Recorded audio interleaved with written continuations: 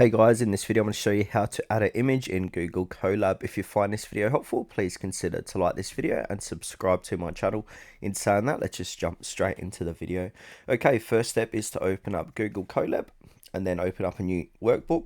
Now we want to go ahead and add some code in here. So we want to add in this line. So from Google Colab, import files, uploaded files to upload, and then we want to go ahead and run that.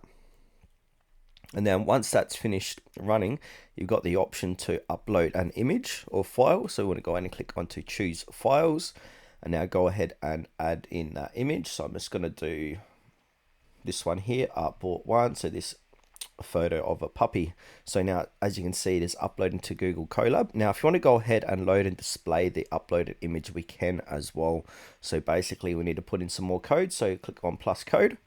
And then we want to add in this from PIL import image import.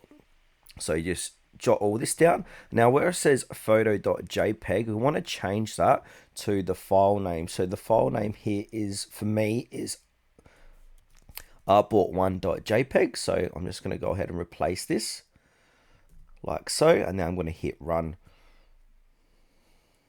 And as you can see, that's how to upload that, or that's how to view that image or upload that image that you've just put into Google Colab. If you got any errors here, it's going to say, I'll just show you what this might look. So I'll just put this code in again, like so. And now I'm just going to run that.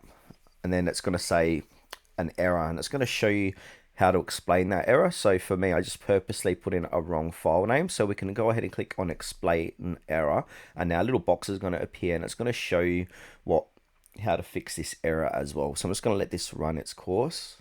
So there you go, it's just explain this error. So file not found, no such file directory. So basically it's saying here in the red here, so I've got photo and it should be artboard, and then it's going to say how to fix it. So I'm going to accept and run. And there we go, it's fixed that error for us.